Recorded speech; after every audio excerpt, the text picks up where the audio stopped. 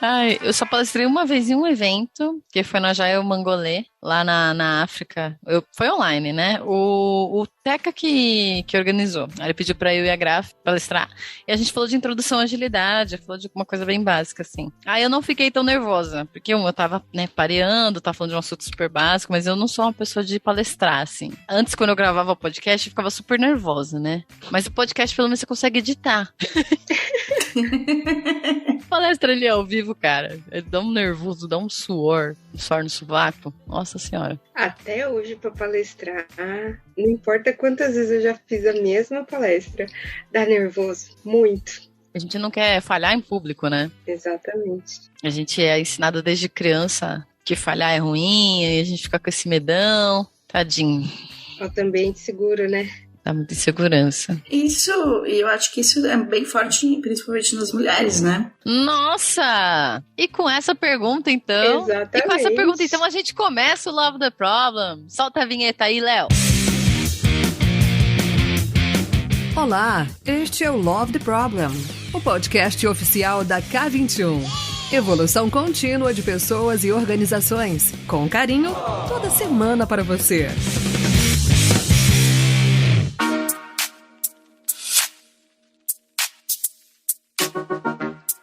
E aí, fala galera, Deia na área, tá começando mais um Love the Problem. E hoje, vamos falar do quê? Vieses comportamentais, é isso, gente? É verdade. Bem, vamos ver se até o final do episódio o título ainda vai ser esse, né? Porque às vezes muda.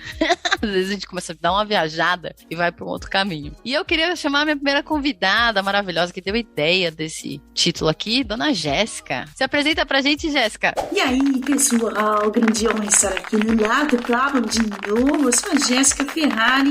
E é isso, gente. Eu tô em São Paulo, tá uma friaca do caramba. Eu amo música, falar umas besteiras aí, é isso aí. É nóis. Muito bom. Igual, se apresenta pra gente, por favor. É um prazerzaço estar aqui com vocês hoje, principalmente ao lado da minha amiga Jéssica. Fiquei feliz demais com o convite. Bom, sou Guaiçara, mas me chamem de Guá aí durante o podcast. Sou analista de transformação digital, especialista agora que saiu finalmente a minha certificação da pós de Ciências de Comportamento Humano e Análise de Perfil, que é uma área que eu tenho gostado demais. Meu Deus do céu, eu não tenho nem roupa pra esse evento. Você me perdoa se eu falar umas besteirinhas. Manas, bora só bater um papo, não tem muita estrutura, mas eu quero começar assim, tentando entender o que são vieses comportamentais, por que eu deveria me preocupar com isso? Viés, ou um termo bem técnico também chamado de heurística, são comportamentos automáticos que o nosso cérebro ele acaba tendo na tomada de decisão, né? Então, por que o nosso cérebro tem as tomadas de decisões automáticas? Porque ele entende que tem muita coisa que ele ainda não teve contato no mundo, que a gente vai ter que tomar decisões e que ele vai ter que cuidar do nosso corpo, que precisa do nosso estado consciente, para a gente tomar uma decisão lá, ponderando toda a nossa racionalidade, tudo que a gente consegue ter ciência do que está fazendo. E tudo aquilo que ele entende que durante o passar de toda a nossa vida a gente aprendeu ou teve algum tipo de contato, ele guarda de maneira inconsciente, ou seja, a gente não fica sabendo que ele guardou aquela informação, mas ele está lá guardado, e quando ele se depara com algo semelhante, ele meio que vê se dá match. Se der match, ele fala, é isso, e dá a resposta, sem a gente ter a consciência dessa decisão. Então a gente acha que está tomando uma decisão conscientemente e não. Muitas vezes o que a gente faz é, já temos uma decisão tomada e aí a gente busca motivos racionais para chegar naquela resposta que a gente já tomou, sendo que a gente acha que é o contrário, que a gente está ponderando coisas racionais para tomar uma decisão quando não é verdade. Nossa, eu tô aqui pensando, né? Eu tinha ouvido falar um pouco sobre isso e aí eu pensei, automaticamente vieram coisas assim negativas, do tipo, decisões que eu tomo de forma inconsciente que podem impactar negativamente o meu ambiente. Só me vieram coisas assim. Pero... Negativamente? Exatamente. Ou positivamente. Que era um caminho também que eu ia perguntar, né? Queria que vocês me contassem um pouco que percepções que vocês têm de impactos sejam positivos ou negativos em relação a isso. O impacto, ele é bastante grande porque não envolve só a gente, principalmente envolve o outro. Quando eu falo em viés, comportamento automático é bom? É ótimo. Em algumas vezes. Estou dirigindo um carro e quero ouvir um podcast, prestando atenção aqui, qual que é o tema do Love the Problem, é excelente, porque eu não vou ter que trazer meu consciente para mudar a marcha, coloca o pé no acelerador, já tá no automático. E aí meu cérebro me libera para eu prestar atenção de maneira consciente em outra coisa, como um podcast que eu estiver ouvindo. Porém, se eu tenho uma decisão para tomar, e principalmente que envolve pessoas ao meu redor, isso pode se tornar negativo, porque eu vou julgar aquela situação e aquela pessoa de acordo com as minhas crenças e valores. E que essas crenças e valores não necessariamente são as melhores, são as corretas. São crenças e valores da Guá, entendeu? Exemplo clássico aqui. Se eu falar, imaginem uma pessoa que é líder de uma empresa multinacional, espalhada em vários países do mundo. Tipo aquela pessoa, a gente pode falar palavrão aqui? Não, né? Pode.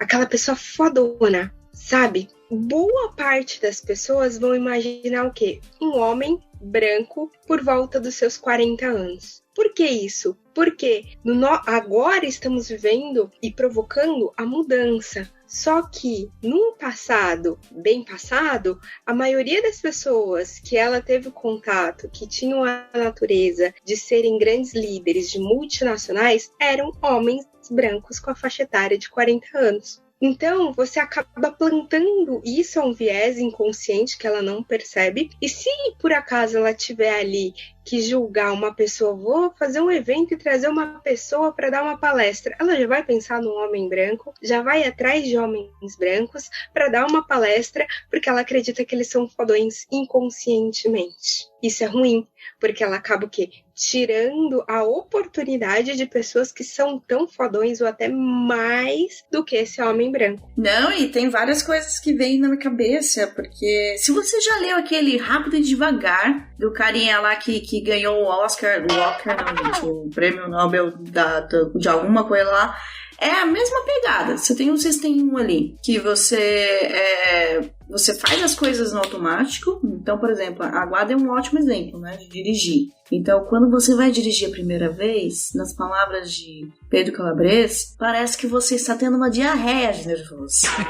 Porque você fica assim muito nervoso. Depois você tá dirigindo ouvindo Love the Problem, entendeu? Só que da mesma forma que isso é bom, é ruim por conta desses vieses, né? Então você tenta encaixar tudo que você experimenta dentro dessas caixinhas. E isso já é bem ruim. Mas aí tem uma outra coisa muito pior, porque nada tá tão ruim que a gente não possa piorar mais, que é, se você já tem um comportamento automático que você fez, reforçou para você reaprender isso, é um horror. É o que a gente passa muito em transformação ágil, né? Putz, como é que a gente consegue mudar o comportamento das pessoas quando, por exemplo, o cliente quer fazer uma alteração de produto? Assina aqui com seu sangue esse novo contrato, agora vai demorar mais 3 anos para o seu produto ficar pronto.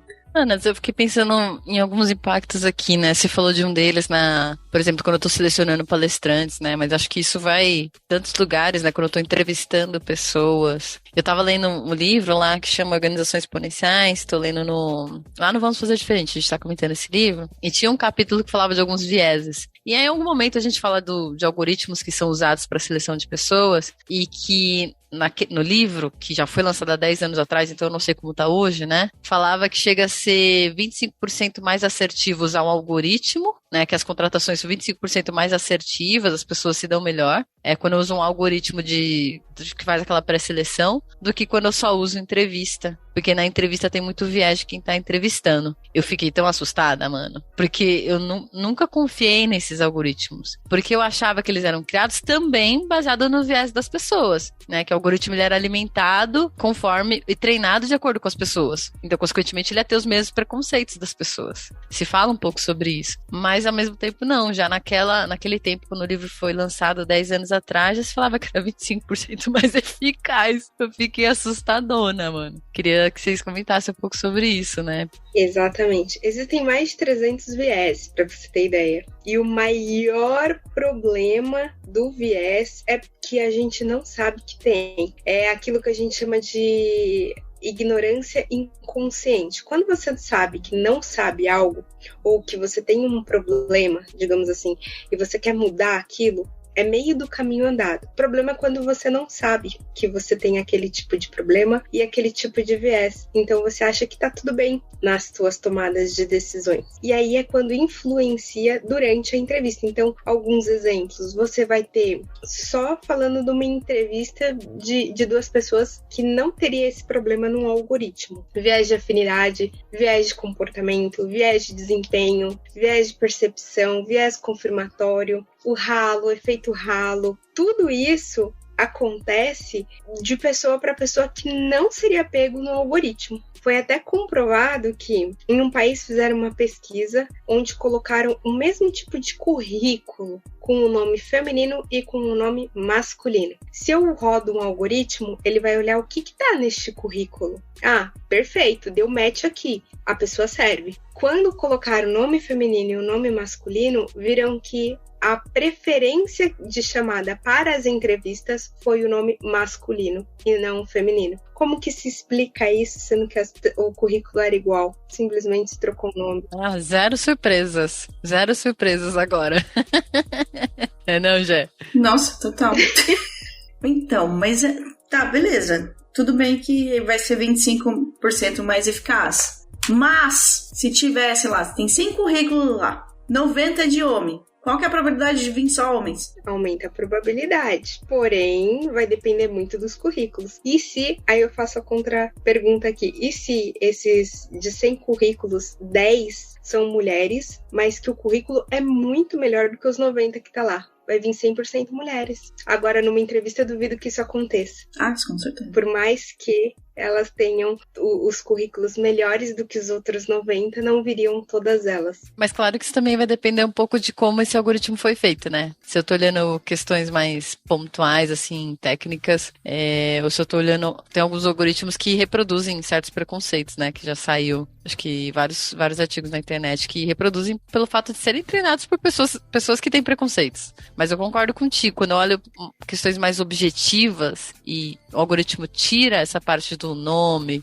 do gênero, como a pessoa se identifica, ele vai acabar olhando aquilo que são as competências técnicas e tudo mais. Então, acho que faz todo sentido. Eu tinha visto também um outro, e aí eu queria que vocês me falassem se isso também tem a ver com viés, mas eu imagino que sim, que eram também análise de e-mails, né? O mesmo e-mail, um assinado por um nome lido como feminino, outro assinado por o mesmo e-mail, assinado por um nome lido masculino. E aí, quando foram entrevistar as pessoas que leram o e-mail, falaram, esse homem é bastante assertivo, ele parece bastante competente. E aí, quando leram, entenderam que era uma mulher, falaram que ela era arrogante.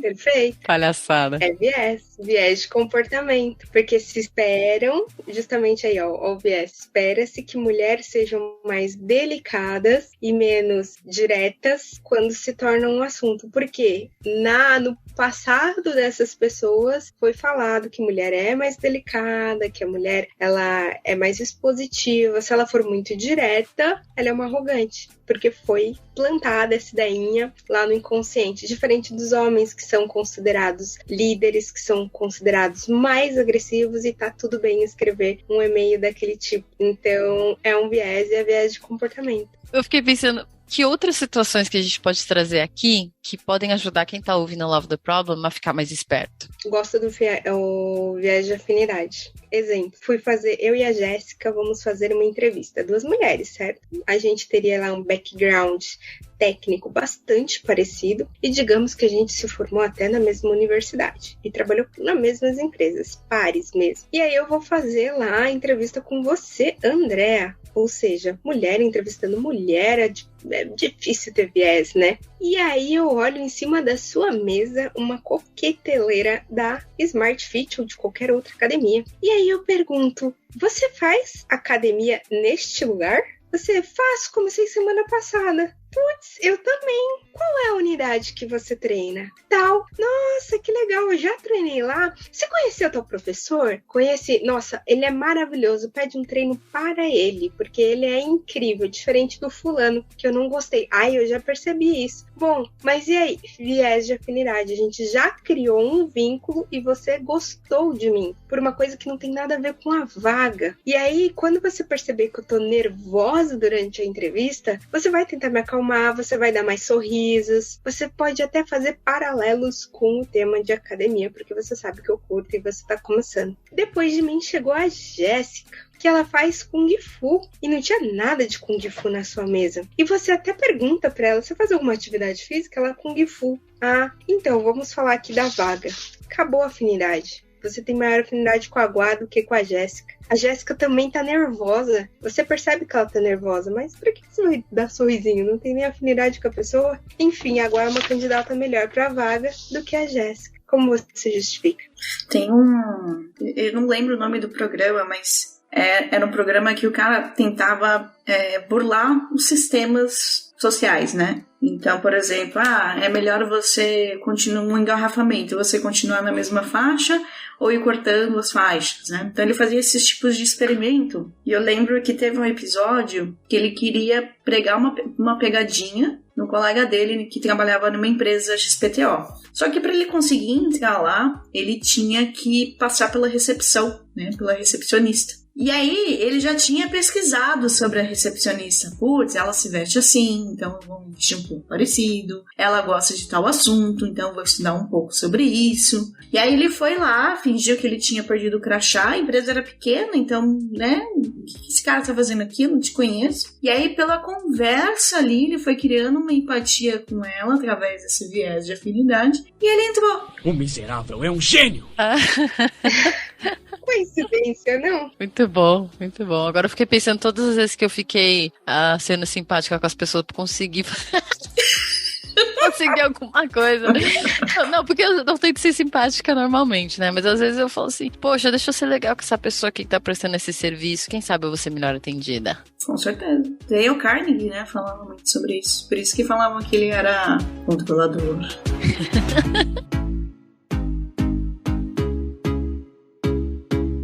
Manas, eu tenho uma dúvida. Tive situações na minha vida em que eu tive um papel de destaque ou de liderança em times majoritariamente masculinos. E nem sempre fui muito bem recebida. Isso é machismo ou existe algum viés aí? Ou são as duas coisas? A minha opinião é que existem as duas coisas, né? O machismo nada mais é do que vários vieses ali conectados de que o homem é melhor que a mulher em algumas circunstâncias. E aí os vieses por trás influenciam nisso. Neste principalmente, vários, né? Então, desde gênero, porque aí tem o viés de comportamento. Eu já escutei, olha, você não tá pronta, bem no meu passado, para ser uma líder, porque assim, é mulher, ali só tem homem. Então, assim, eles não querem saber se você vai se ofender com o que eles vão falar. Você não pode chorar, você não pode denotar que você não gostou daquilo. Tipo, uma mulher falando isso pra mim, entendeu?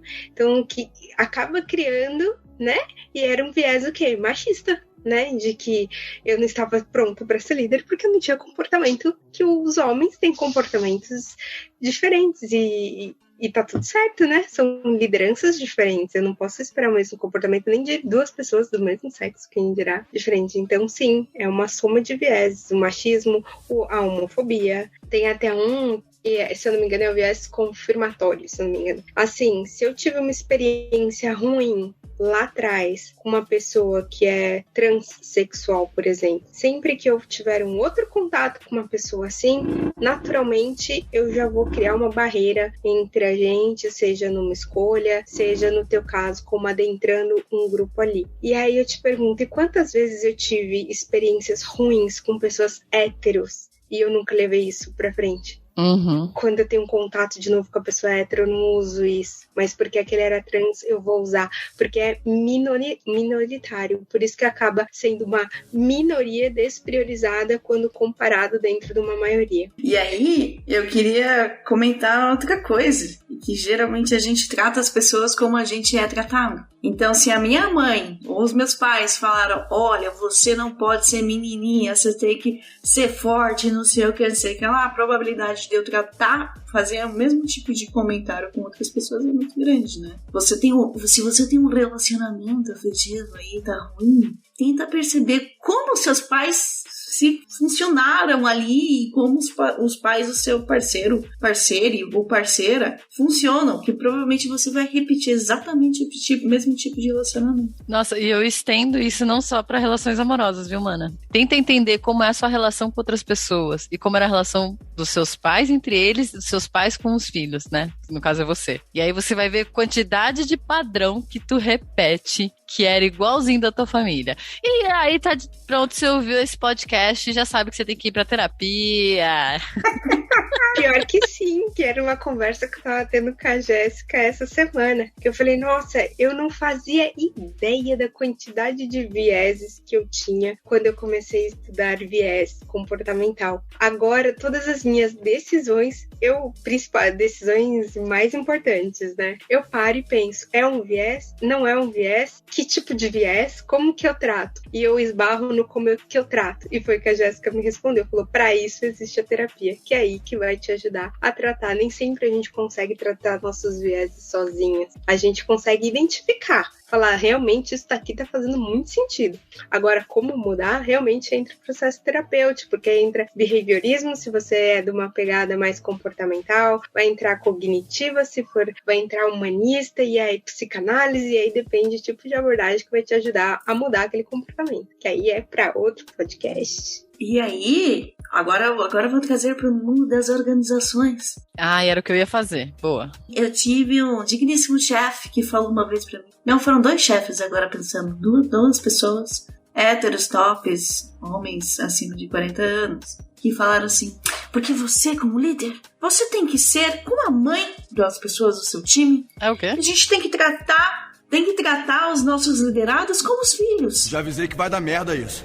Aí depois fala que a gente, né, como agilista, lógico que tem esse caso, que rola uma infantilização das pessoas. Mas justamente por causa disso, porque a gente traz esse viés, que sei lá de onde que vem isso, de que a gente tem que cuidar dos liderados como crianças, né, como os nossos filhos. Não. E essa relação infantilizada acaba gerando diversas disfunções, né? Do eu sei mais, por isso que você tem que obedecer. Eu sei mais sobre você, eu sei mais sobre o contexto, eu tenho mais informações, então, consequentemente, eu digo o que precisa ser feito. E como vai ser feito? Tirando totalmente a autonomia da pessoa, ou até não ajudando essa pessoa a desenvolver autonomia, né? Que é a ideia do patriarcado, né?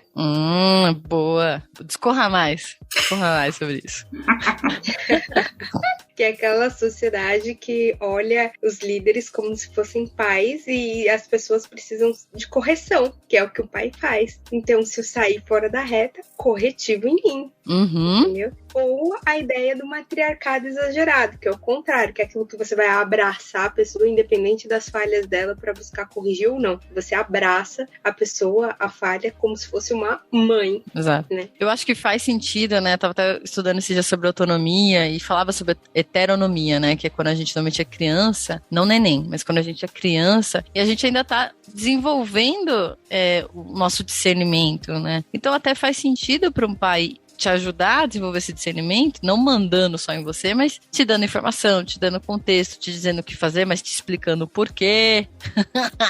E aí você vai desenvolvendo esse discernimento, e aí com o tempo, mais pra frente, você vai desenvolvendo a sua autonomia. Então não é que receber orientações, ou inicialmente até receber os comos já prontinhos, sejam de todo ruim quando você é criança. Só que quando você tá numa relação adulta de trabalho, será que isso faz sentido? Continuar tratando as pessoas como se elas fossem criança, como se elas não tivessem discernimento? Em que momento eu vou parar com esse viés e olhar para as pessoas como adultas e desenvolver a autonomia delas?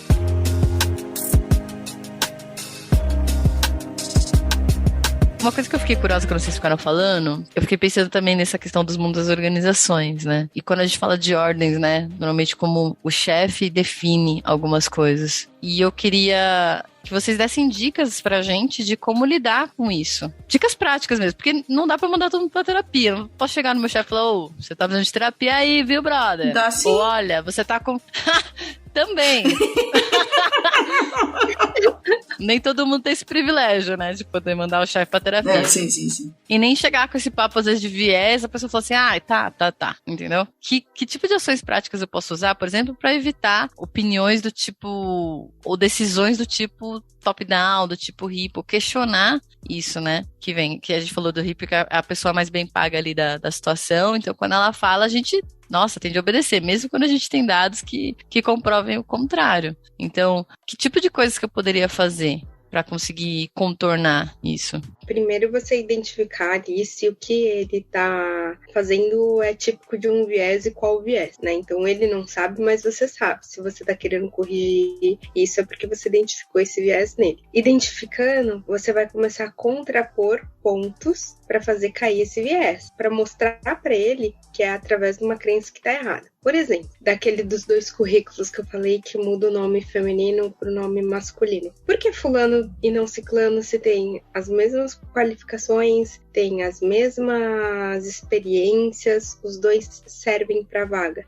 Em algum momento, ou ele vai cair em si, que é porque é uma mulher, ou ele vai te dar a prova do viés. Exemplo, essa pessoa mora muito longe. É um viés. Você perguntou para a pessoa se ela se importa de pegar X ônibus, se ela vai vir de carro, ou se ela vai alugar um AP do lado da empresa e é isso que ela quer? Você não perguntou, você está decidindo por ela. Entendeu? Então ele vai te dar essa justificativa, não, esse mora mais perto, esse mora mais longe. A probabilidade desse te atrasar no trabalho é, não, você não perguntou para a pessoa. Você está trazendo uma experiência tua passada para uma vida que não tem relação nenhuma com aquela experiência tua passada. E aí você vai contrapor esse ponto, ele vai ficar sem uma justificativa palpável para dizer, né? Então vamos perguntar para a pessoinha se ela se importa por ser longe e qual a probabilidade dela atrasar, porque ela pode dizer que o namorado dela mora do lado e ela vai vir morar com ele. A gente não sabe, né? Então, sempre tentar, visto que você identificou ali qual que é o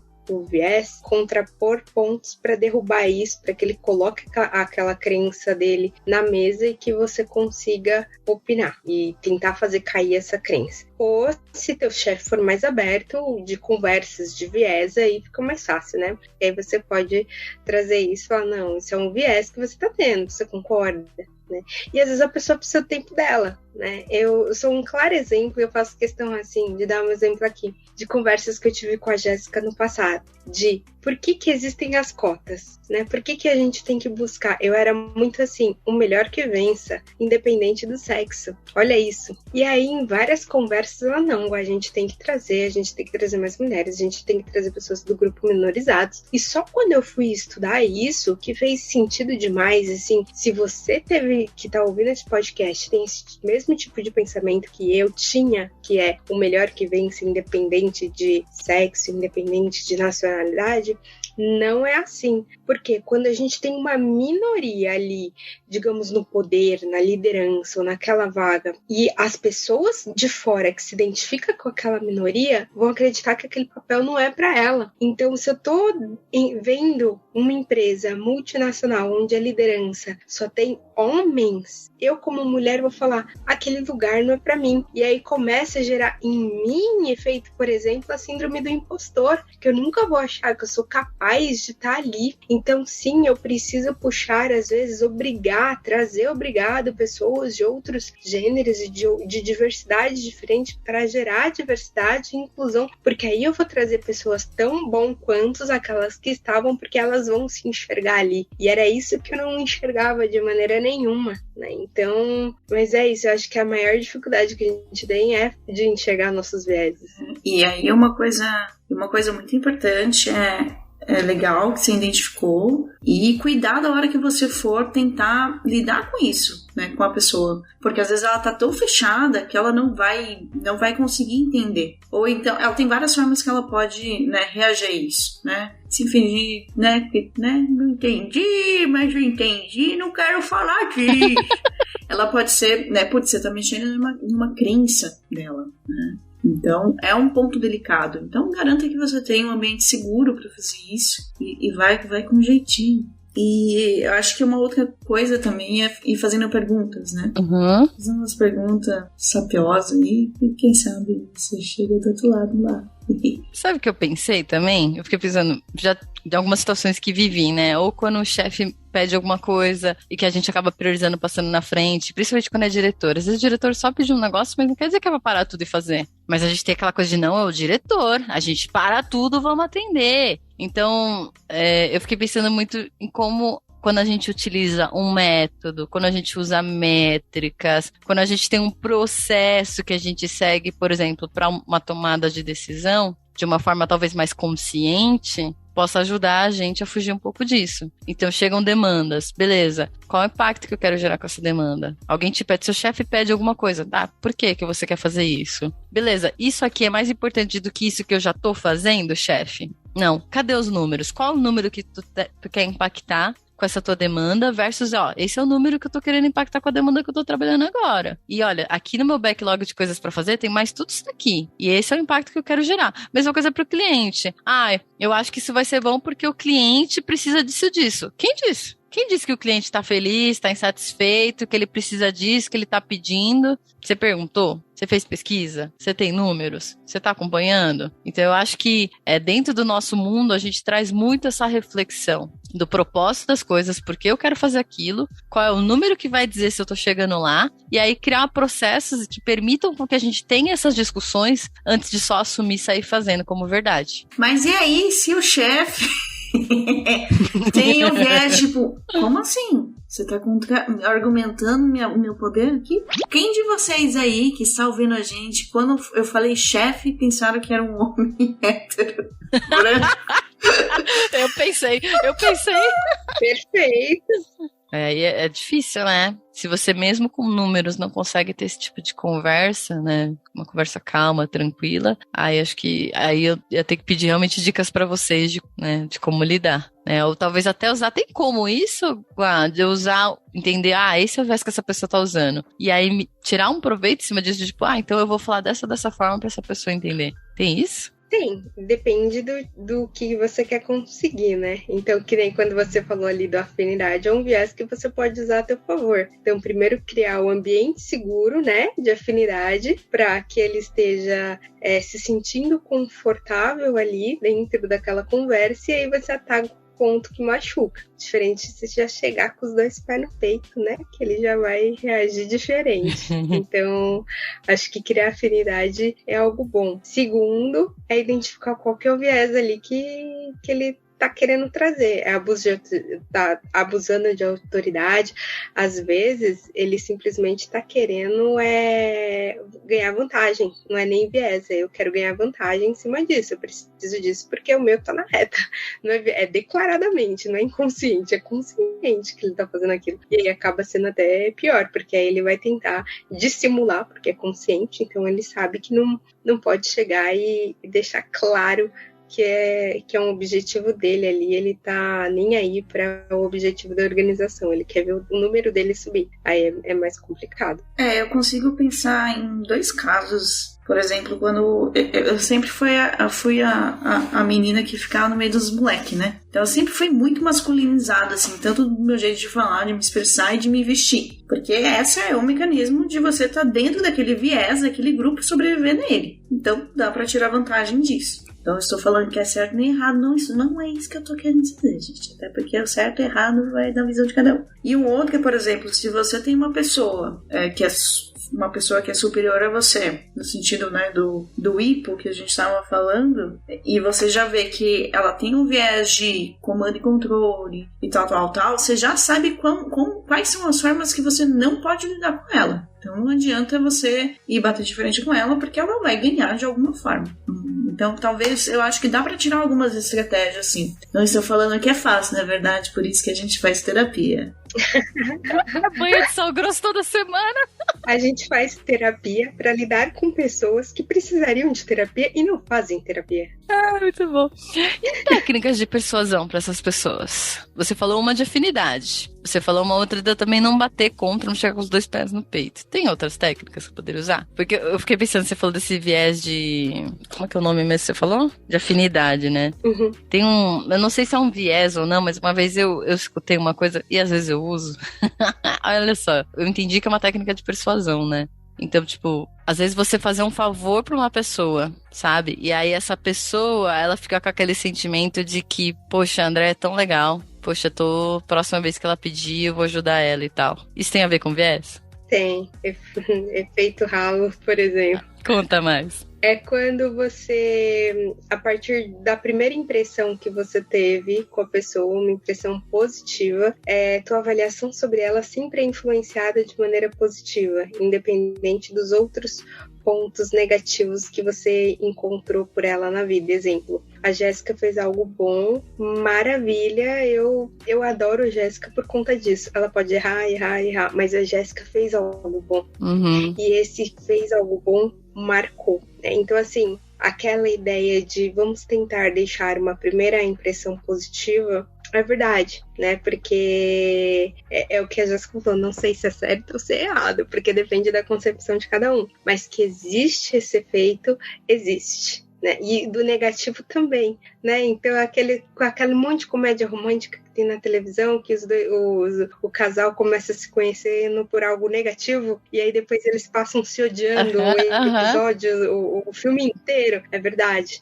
Então, quando você faz algo negativo, também influencia. E é muito ruim e existe isso demais. Não faz nenhum mês que eu me deparei com essa situação de, olha, tal pessoa, ela, devido à situação no passado que vocês tiveram, ela já tem uma concepção negativa de você. E eu não tô dizendo que a Guá estava errada ou estava certa no passado, mas existe. Agora, para você mudar isso, vai ser mais difícil. Eu escutei. Claramente é um viés. Eu fiquei pensando também o quanto também a gente fica buscando essa confirmação. Principalmente quando a pessoa pisa na bola comigo, porque eu sou escorpiana, né? Mas eu guardo um pouco de mágoa. Mas estou fazendo, né? E é bem pouco. E aí, quando alguém me faz um negócio ruim, e aí eu vou notando as ações dessa pessoa, e é como se eu buscasse confirmação de que, tá vendo? Olha só como essa pessoa é ruim. Tá vendo? Olha só como essa pessoa é ruim. Tá vendo? Olha só comigo, essa pessoa também fez isso com essa outra pessoa aqui. Fico querendo confirmar, ao invés de parar com isso e tentar ver o lado bom também. É o viés confirmatório. É exatamente isso que você falou. Então você acaba sempre buscando motivos para justificar a opinião sua que já está formada. Então você já teve uma opinião ali e aí você só vai buscar motivo, né? Então acontece muito. E é ruim porque em organizações, principalmente organizações que se dizem meritocráticas, isso a gente consegue até questionar o processo de meritocracia, porque depende do que foi avaliado ali. Você vai buscar motivos, às vezes, para avaliar 2 pessoas que você sabe que uma delas já não está tão bem naquele motivo. Exemplo, simpatia.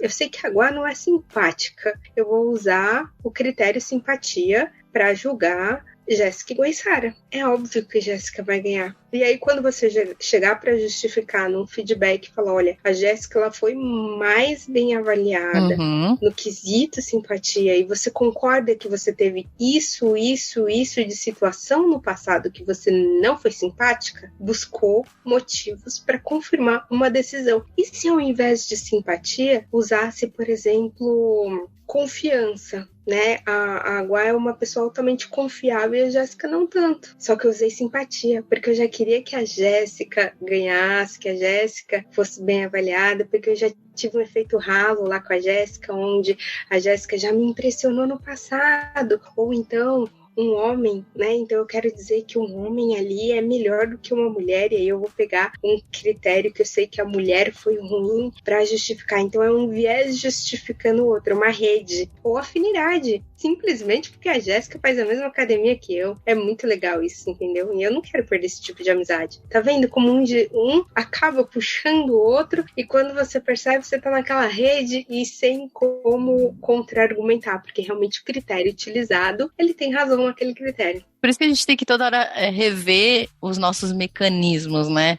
Por exemplo, como a gente faz entrevista, como que a gente faz progressão salarial, para tentar fugir um pouco disso, porque imagina o tamanho do impacto que tu gera na vida das pessoas. Porra, é o salário, é a sobrevivência dessa pessoa. Foi o que você falou também, de eu olhar para uma posição e falar, cara, eu sou capaz, tem espaço nessa empresa para eu ir para essa posição. Então, como é importante a gente também, não é só, mudem os comportamentos, pessoas. Agora, todo mundo vai rever seus vieses. Eu não sei se dá para chegar numa empresa e falar um bagulho desse. Mas quais são os mecanismos, onde que eu consigo mexer no sistema, que acordos eu posso criar, que processos eu posso criar, que sistemas eu posso utilizar para me ajudar a ser cada vez mais justa. E parar de tempos em tempos para rever esses processos e fazer melhoria contínua neles. Sempre vai ter viés, sempre vai ter. Mas trazer isso para a consciência vai fazer com que a gente busque melhores soluções também. Eu acho que o primeiro passo é todos terem a consciência de que podem errar em avaliações e percepções. Enquanto eu achar, e é o que eu mais vejo, de pessoas falando, eu coloco a minha cabeça no travesseiro e durmo tranquila com a minha escolha, já tá errado. Você tem que admitir que você pode ter errado na tua percepção, que você pode ter errado na tua avaliação, que você tem viés que às vezes você nem sabe que tem. Acho que esse é o primeiro ponto. Ninguém deveria deitar a cabeça no travesseiro e falar, estou tranquilo com essa decisão,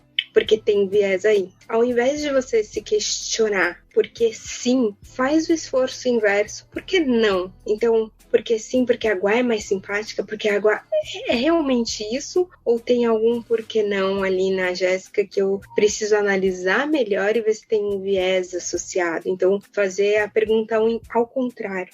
Eu vi um exemplo de uma líder que ela falava que para fazer a seleção de funcionários, geralmente como ela fazia?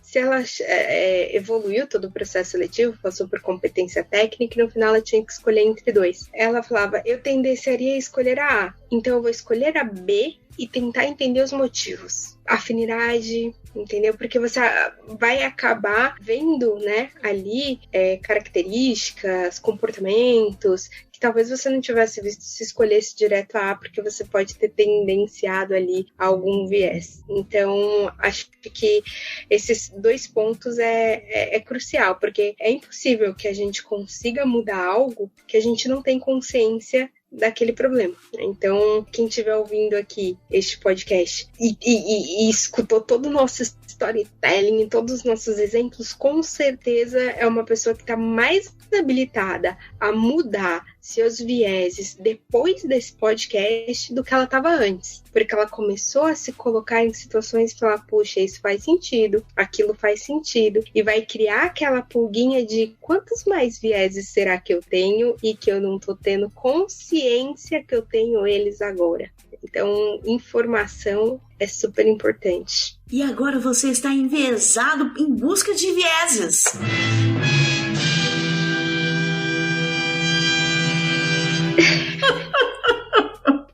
Mas quem estiver ouvindo esse podcast, vamos fazer um exercício. Termina esse podcast durante o dia de hoje. Identifique, te desafio a identificar 10 vieses, 10 decisões que você tomou na tua vida. Olha, não é difícil, porque eu tô colocando a tua vida aqui, eu não tô colocando na última semana ou no último mês, não. 10 decisões que você tomou e que você hoje tem ciência que pode ter sido um viés. Seja de afinidade, de comportamento, de confirmação, efeito ralo, efeito manada, efeito grupo, entendeu? Seja qual seja eles. Identifique 10 vieses, coloque aí no papel e tenta tratar, porque provavelmente no seu futuro você vai tendenciar a repeti-los de maneira inconsciente. Mas vamos fazer assim, Guá, porque eu não sei se as pessoas ouvindo, viés de confirmação, viés disso, de afinidade e tal, vão entender exatamente o que é. Então, Se você puder, me ajuda, me manda um materialzinho e eu vou deixar no backstage, k21.link/Love the Problem. Eu vivi pra falar esse link, presta atenção. Do nosso backstage, acessa lá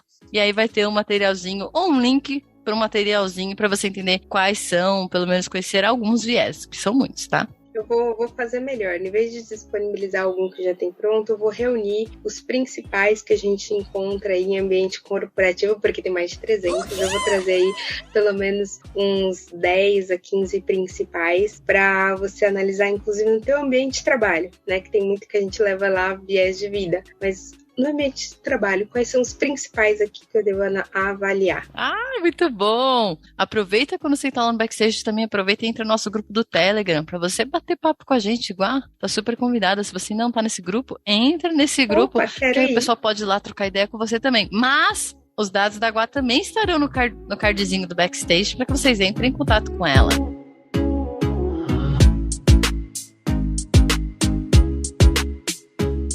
Ai, gente, foi muito bom esse papo, saiu reflexiva, tô muito curiosa para ver esse material, tô aqui, sabe, borbulhando, pensando no meu dia a dia, sabe, como que eu posso mudar, refletir e fazer diferente, fazer melhor daqui pra frente. E queria ouvir as palavras finais de vocês, recomendações, livros, só dar um tchauzinho, manda beijo pra Xuxa, pra Sasha e sei lá mais pra quem. Vai lá, Guá.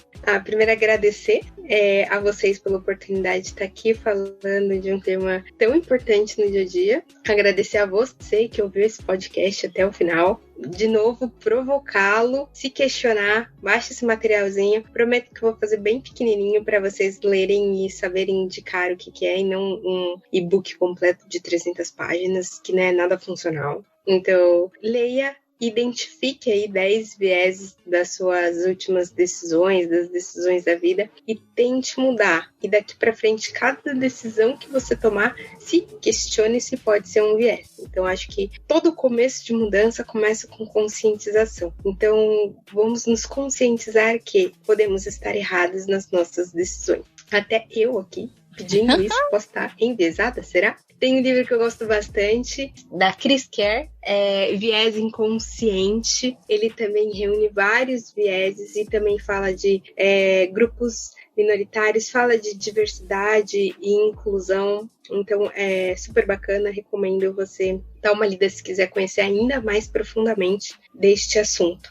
Me sigam nas redes, né? Vamos continuar o papo daqui. Então, meu Instagram, Guaicara, com YG no final. LinkedIn a mesma coisa, Twitter a mesma coisa. E vamos aí se conectar e continuar falando. E se você fizer esse exercício e identificar vieses que você não conhecia, me chama lá, me fala, ouvi aquele podcast lá, identifiquei esse viés e estou tratando. Vou ficar muito feliz, de verdade. Muito bom. E você, Jéssica? Últimas palavras, recomendações, bora lá. Últimas palavras, mas eu tô viva, gente, tá tudo bem. Dá pra ouvir a música do vizinho. Dá pra ouvir a música. Pelo isso? menos CDC, menos mal, né? Enfim. Se despede ao som de AC/DC. Eu vou me despedir ao som de AC/DC. Gente, quiser bater um papo, estou por aí. Foi um grande prazer falar sobre isso, uma parada que eu gosto muito de falar. Eu acho que é isso. Me segue aí nas redes sociais, manda um brigadeiro, um doce, um vinho. A gente aceita. Uns tampões de ouvido também vou aceitar. Quem não entendeu, o vizinho da Jéssica no meio do episódio começou a tocar música. Então tá bom, gente. Hashtag Manda Foods, esse é meu último recado. Um beijo pra vocês, até a próxima. Tchau.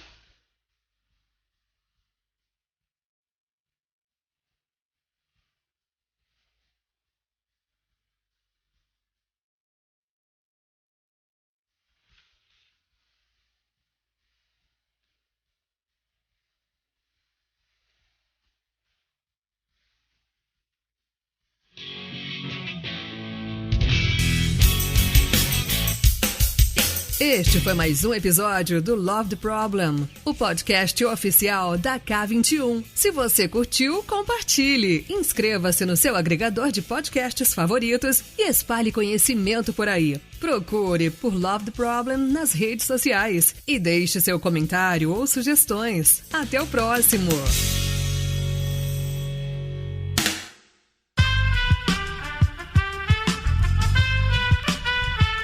Esse podcast foi editado por Aerolitos Edição Inteligente.